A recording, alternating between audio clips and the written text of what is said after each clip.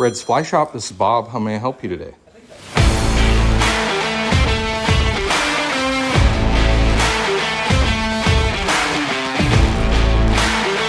Look at that. Woo!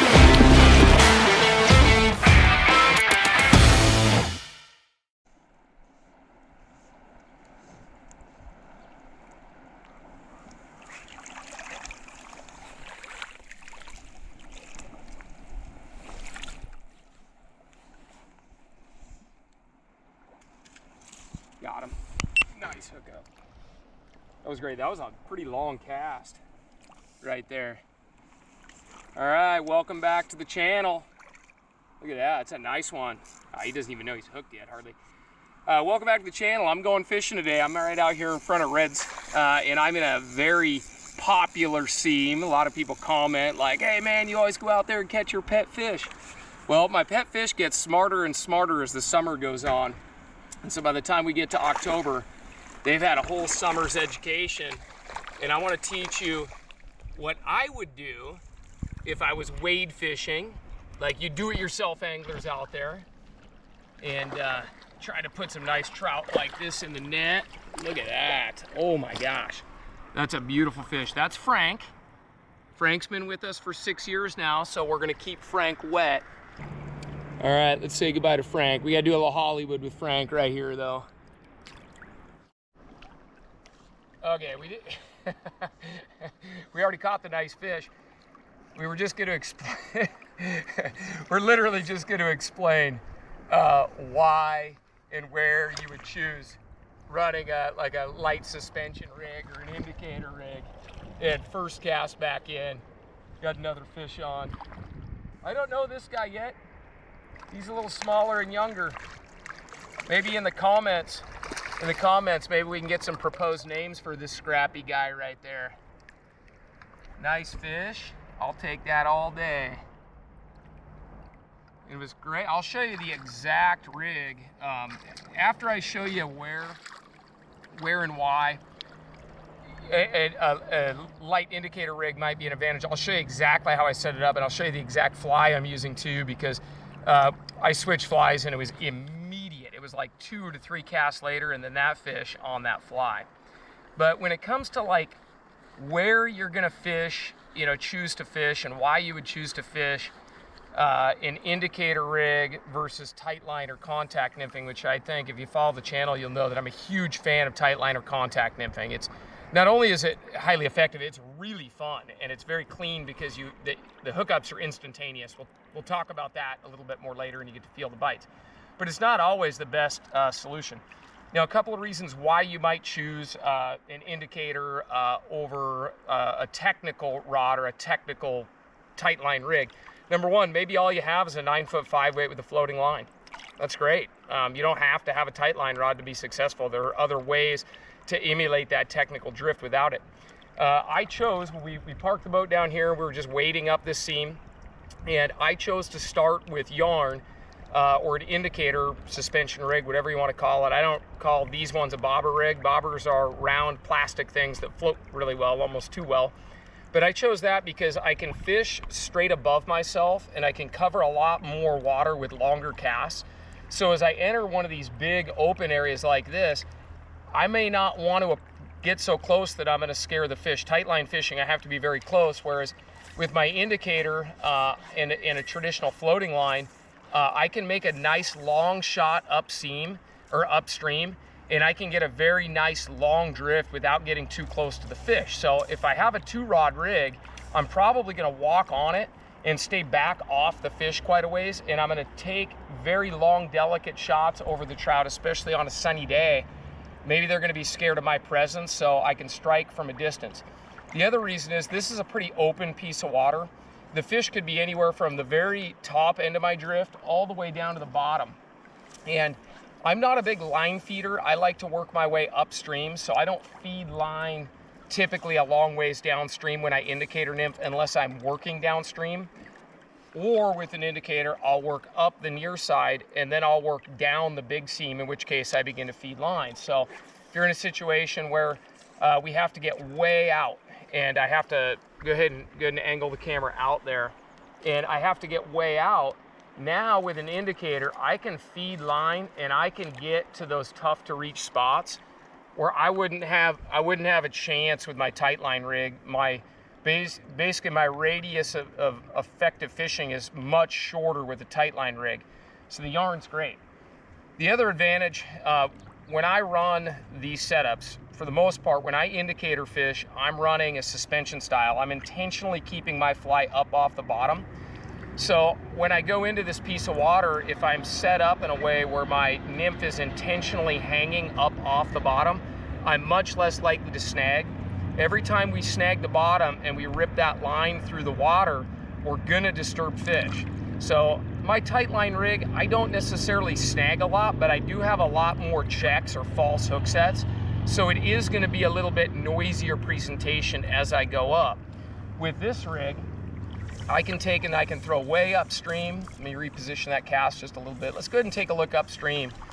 So I can take a nice long shot upstream, and I'm not very likely to hang a stick or snag the bottom and make that disturbance. So my first time over a piece of water like this, I really like to just go in light, keep it short, fish it back to myself, and then I'll just roll cast and I'll throw right back up. And now I'm gonna take my next bite just a little bit to the right of that last one. So I can reach up and I can fan across, and it's almost like just using radar. So I'll speed the process up a little bit to show you. Now I'm gonna take a shot another 3 feet to the right, and I'll grab that piece of water that's just a little further out. There's a fish right there. So I'm gonna run back over that guy again, and that false hook set will scare some fish. So I don't believe I hit a rock because I'm set up quite short. Yep, nobody home that time, definitely not a rock. I'm set up pretty short and light because I do not want to hit the bottom. This MO, or this paradigm that you have to be snagging the bottom and you have to be running your nymphs on the bottom is really not true. There are certainly times for that, but that's when I'm gonna grab my Tightline rod, because then I'm in control and I'm not gonna snag much. So now I'm gonna run another 2 feet out. And so I've done now a series of about 4 drifts through that area, and I've started here and essentially taken a bite here, here, here, here. I've cleared everything above me, and my shadow is not being cast over the water, and I'm able to essentially strike from a distance with very minimal disturbance and impact. And I say this again and again, like a spooked fish, like you could picture bonefish fishing or sight casting to a trout that you can see, and you see that fish spook. Now, just because you saw it spook doesn't mean that the fish that you can't see aren't spooking. So it would be very naive to think that when I made that false hook set there a moment ago, that I didn't scatter or spray some fish out of there. Oh, trust me, I did. Just because I can't see them doesn't mean they're not spooked. So the more you snag, the more you hook up on the bottom, the more false hook sets you have where your nymph hits a rock, the more you're gonna let those fish know that some other force is present there.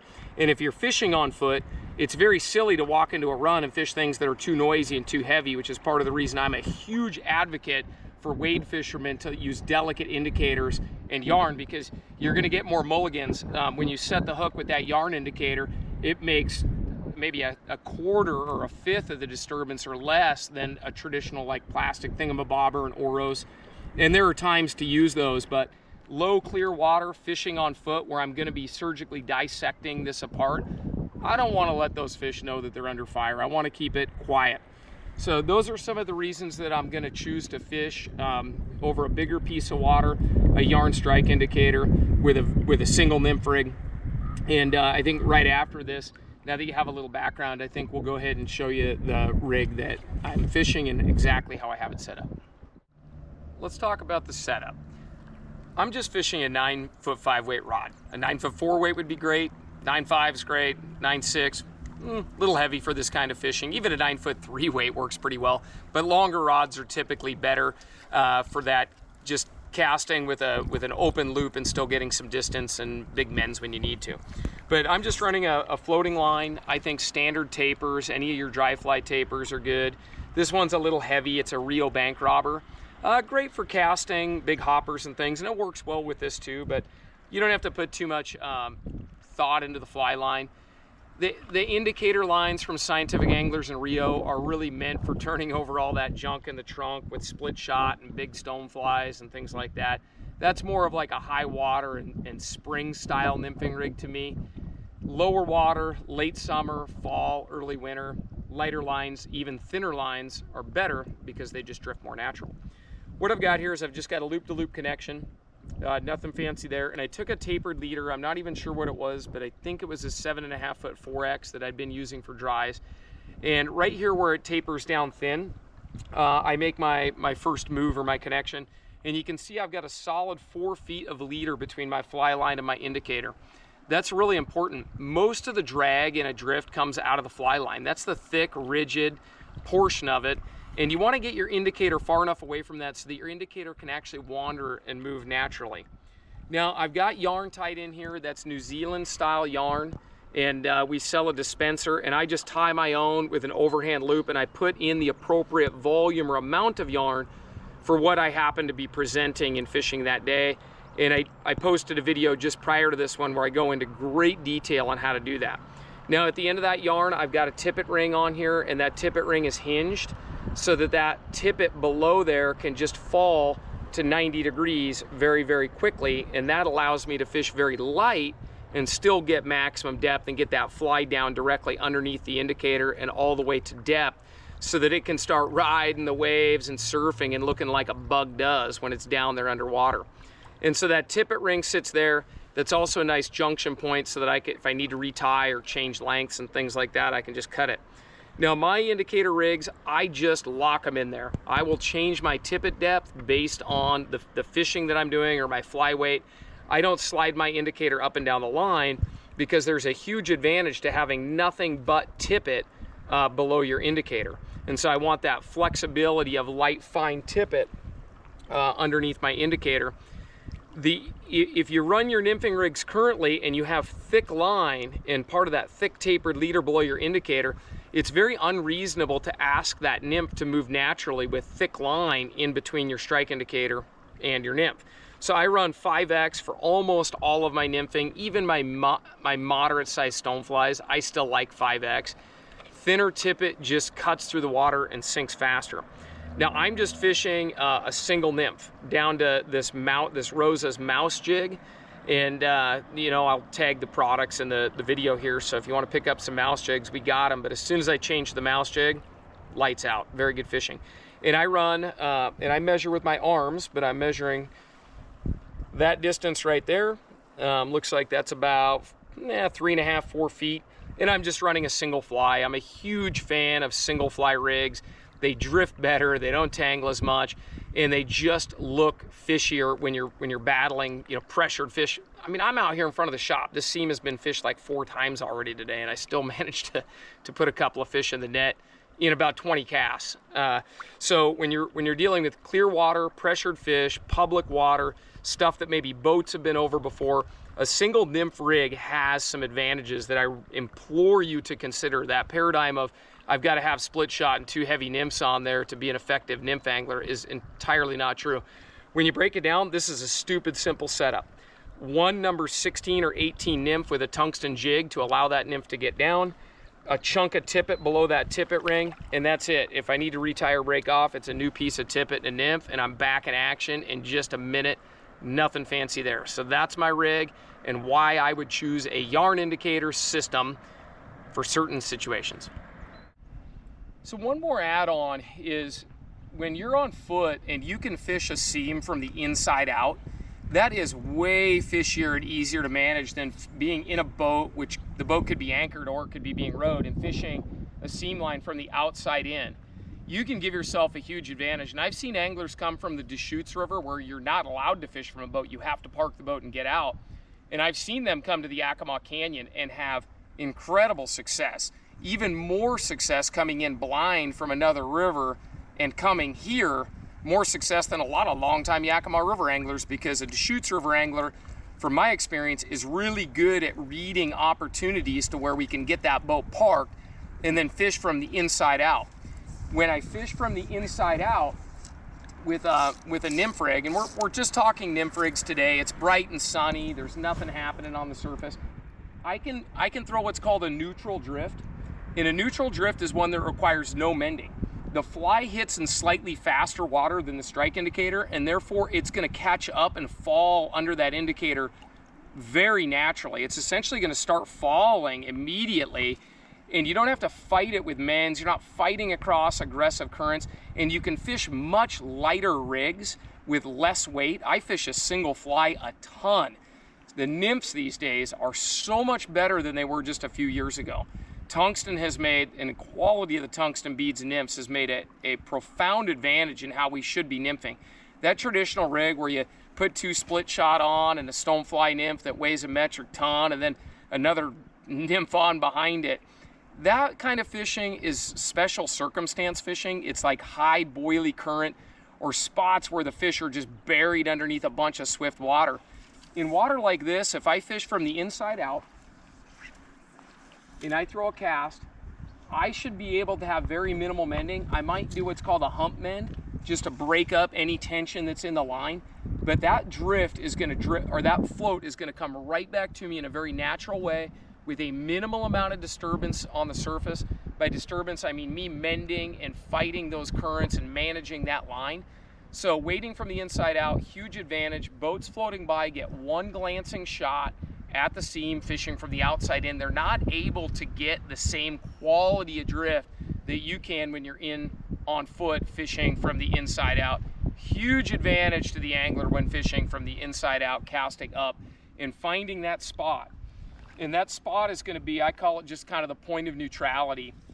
And I'm going to be standing in a spot, and when I walk up on like a beautiful inside corner, inside bend riffle, where you stand and the angle you cast at has a profound advantage. And what you're looking for when you work upstream into an inside corner, you're looking for that place or that angle that I can cast at where I'm going to have a very minimal amount of mending and line management. Now, I might throw a little tiny mend into it.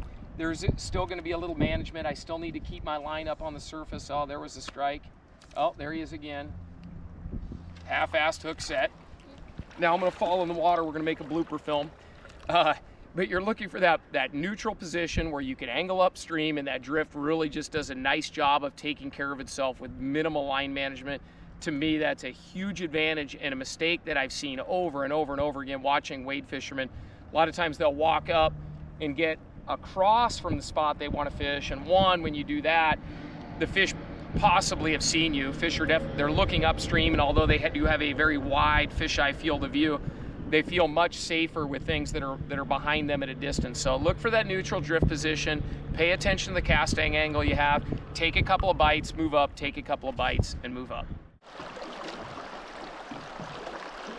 Oh, missed him. I was late on that, but it was my first cast in there, so I didn't want to have too itchy of a trigger finger. There he is. Good. There we go. Oh, I got a big take that first time through. And my first drift through, I try not to have too itchy of a trigger finger, because you're gonna spook fish, whether you like it or not. Every time you set the hook, there's an invisible man down there trying to get him.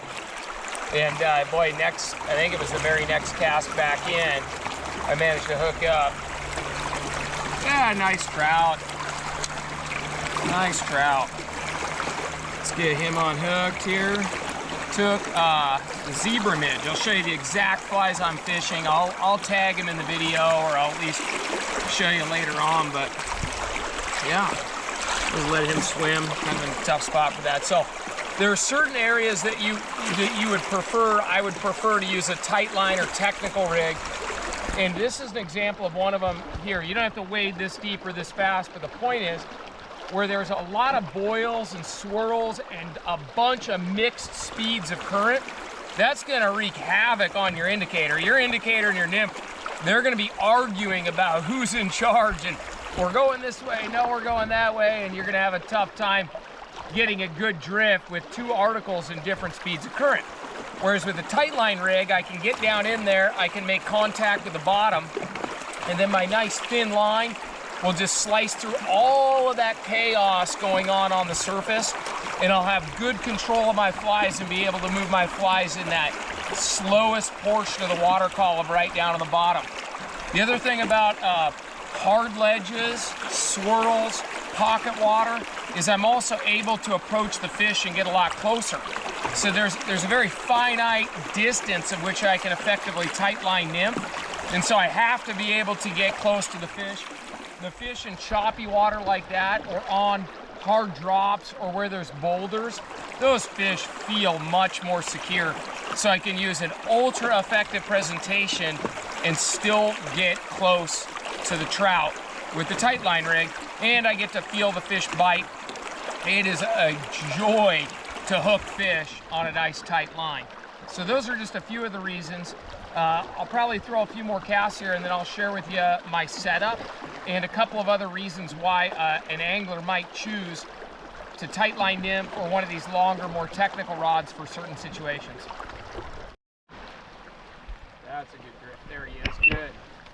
Solid trout. Right on that hard ledge right there. You know, he's fighting a little above his weight class. It's just a spunky fish. So we wound up in this spot right here, and I reached for my tight line rod with no indicator because there's such a hard drop off right there. So you can see I'm standing on a ledge here, but right out in front of me, come on buddy, come on, get in there, perfect. I don't know this guy either. We're a long ways from reds now, a mile downstream. The other thing is, like, a lot of people think like they'd have boats, and I've been ranting about this lately, is that you have to float a long ways. There we go. You don't have to float a long ways. There's plenty of trout. You need to learn to fish the spots that you have well and learn the right tool for it. You don't have to float 5-10 miles or something like that to have a good float. But we want to approach the water correctly. There's a hard drop off out here, and you can see all those swirls and all those boils. And when that water goes over a hard drop like that, what happens is that surface current is just ripping, and it's super fast on top. And when you have your indicator rigs, you know, you've got your strike indicator up in those fast surface currents on the top, it's going to want to drift way ahead of your fly. The trout are sitting in very slow water right under that fast surface current. So they're down there in a much more comfortable speed of water. And when I drop my fly in the shallows up here, my bottom fly, or my anchor fly, which I'll show you after this cut here, is gonna hit the bottom. And I'm gonna be able to start my fly up in, say, 12 inches of water, and I'm gonna be able to stair step it down. And I'll just run another drift, and I'll kind of talk you through it. Hopefully you can hear me okay, face the other way. But I'm gonna start my fly up in the shallows up here, right up there, and I'm gonna keep my sighter way out of the water, and then when I get to right in there, I'm gonna go down, down, down, down, down, down, and I can just walk that fly from very shallow to very deep. So when you have those really hard drop-offs, I tend to prefer a tight line rig for that.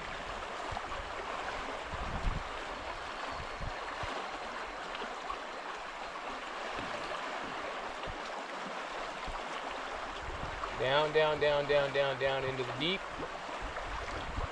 Little nibble right there. I gotta make sure I didn't leave anybody in here close. I'm gonna throw a little shorter cast here.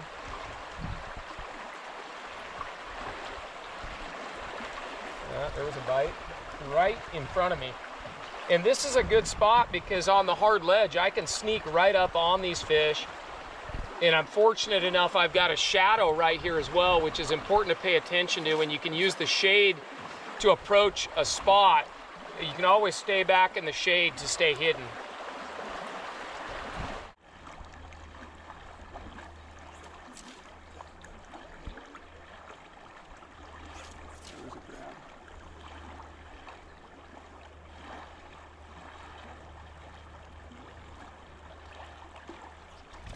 Oh, gosh darn it. Oh, man. That was a nice fish.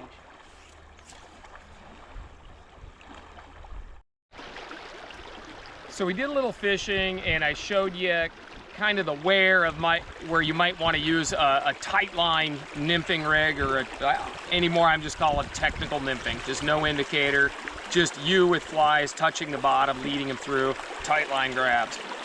Hard drops, swirls, boils, complex pocket water where there's a lot of harsh seams, think whirlpools, eddies, and a lot of that real mixed water, which is also water where a lot of your more mature trout are going to be living, where there's hard edges, where you've got these hard riptides mixed with some swirls or some soft water.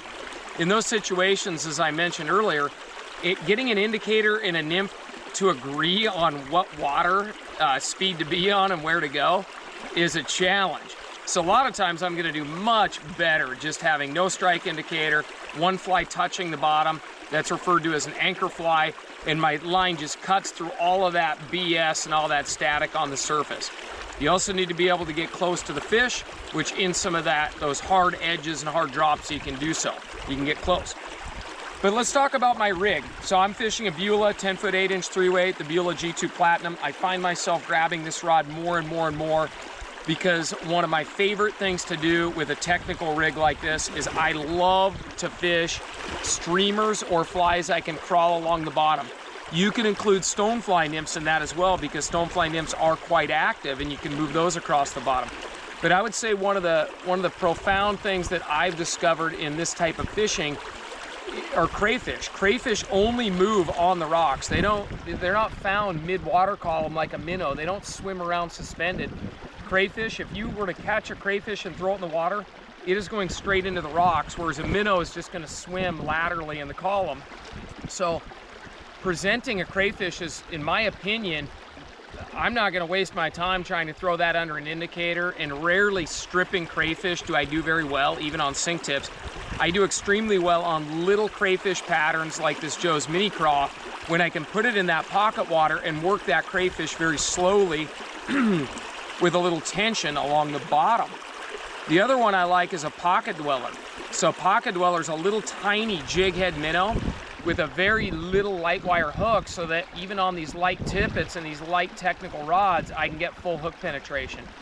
And then don't forget leeches. Leeches live on the bottom. In rivers, they don't swim around mid-water column. They can be found on the edges of seams where there's slow water and fast water meeting. But leeches are best fish right on the substrate, right on the floor. And a Tightline rig is great for that. October caddis pupa, same thing. I fish those right along the bottom and I do quite well. So there are some advantages you can have Tightline nymphing outside of the world of just perdigons and zebra midges and this little stuff. You can be proactively moving flies across the bottom on a rig like this, whereas a streamer, like your typical streamer setup, either you're casting and swinging in current and that fly is going to be mid-column.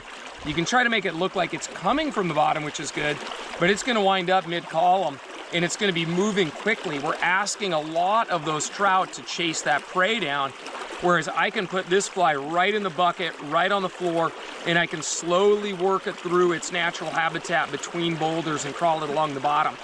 So there's this whole world of Tightline streamer fishing or mini streamer fishing with jig heads where you can slide them along the bottom. So I think that's really fun, and that's part of the reason I find myself grabbing the Beulah, because it's got a really fast tip for pulling those things along the bottom and casting a little larger fly. There's lots of great rods out there. We sell a bunch of them, but that's the one I'm fishing today, and I seem to reach for it if I'm going to be throwing some crayfish and things like that. As far as my setup goes, Rio Mono technical line. Mono is good. I don't have a strong opinion on fly lines for Euro fishing. Mono does give you a little bit better feel. It's kind of a pain in the ass to cast and handle when you're learning. When you get good at it, it offers an advantage. But if you're struggling with the casting and things like that, just your traditional like Rio Phipps lines are great. But the Rio Mono line, or Rio Mono technical line, transitions from a fly line feel with a mono course straight to mono, so you have no knot there. And then I just tie in a piece of cider. I tie in about 2 feet of cider material right here. Tippet ring at the end, nothing new there, but I do leave a tag. In fact, I left my tag for my tippet on there too. But I do leave a tag so that I can very easily with my eye pick up where my cider ends. And then I've got 5 feet of 5X tippet. Now today, what I happen to be fishing, I changed flies a couple of times. Apparently I was fishing with a weed there, is a TJ hooker. And the hook is a little heavy diameter for me. I wish that the TJ hooker was tied with a little lighter wire. And I'm trying to find some other patterns with a little lighter wire, but the nice thing about the TJ hooker is it's a stubborn fly, meaning I can put the TJ hooker down along the bottom in the slow water, and even if I pull tension against a TJ hooker where I want to tighten up and get connected with my fly, the TJ hooker might not be on the bottom, but if it's in that slow blanket of water along the bottom, I can pull tight against it and it's not going to come rocketing up to the surface like perdigons do. So I fish a mix of a lot of different flies, but this is what I happen to be using today. A couple of fast pockets. That TJ hooker was really required to get down and keep my bug down. And then I'm running an olive zebra midge along the bottom. Now, another little modification that if you've tightline nymphed before, you've definitely felt this pain of your top fly or your tag fly. So I've got two flies on here. And I'm doing my best to hold it up to the camera. It's kind of awkward trying to hold the rod with those flies on there and everything. But I've got my anchor fly. That's the guy that pumps the brakes. It's in contact with the bottom and it slows everything down and allows my fly to crawl slowly. And crawling is a term, it's not always on the bottom, but crawling would be just slowly working through the water column because the big fly is down in that blanket of slow water. So everything is being slowed down, allowing my tippet to just slice through the current. Whereas in those harsh edges, especially the drop-offs, the indicator is going to go fast through there. And now I can my tippet will slice through there, so the water will just be ripping through my tippet, and my tippet will be just slowly working almost back upstream, it feels like sometimes. But what I was going to explain is this junction right here. I actually tied a triple surgeon's loop right there, and then just did kind of almost a loop-to-loop connection or a loop-to-line connection on itself out to a little zebra midge, and that one kind of flutters around and bounces just up off the bottom. So that's kind of my suspended fly, is my smaller fly, or what we call a tag fly. Now let me see if I can do this demonstration gracefully. If you've ever had a two-fly rig, or a split two-fly rig with tightline fishing, you've no doubt had that nymph spin and spin and spin around the line. But when you do that surgeon's loop, they said, I'm gonna try to do this gracefully here. Not so gracefully yet. But this thing will just spin on that surgeon's loop.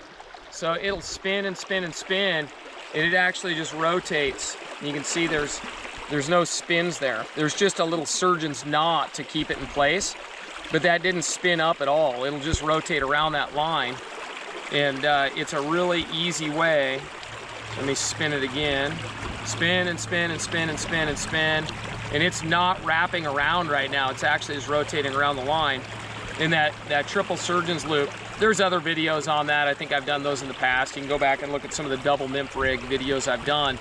But that's a really quick way if you have a triple surgeon's knot with a tag and then an anchor fly and your tag fly breaks off. It's a really easy way to repair and add that tag fly back on. And then I've talked to some anglers that actually pre-tie some of those tags with a triple surgeon's loop. Kind of like if you bait fished as a kid or currently, and you buy a pack of snelled hooks. There's a loop in one end and a hook on the other. They just pre-tie a couple of them, and then they can really quickly just add a tag fly back on. And I know some anglers said, a couple of guys that don't tie fine tippet real well, they do that off the water in good light, and they keep 3 or 4 of those ready if they need it. But that's my rig right there, running the Sage ESN reel. That's been like a champ reel with the weight. I put, I think, the biggest weight in there. That's the 1 ouncer position to the back. And yeah, that's my setup and why and how I run it. Choose the tool that best suits what you enjoy doing. I love tightline fishing because I get to feel the grabs, but it's not going to be what I always do because I know there are circumstances when I've got to reach out to distant seams or cover large expanses of water with a suspension style device.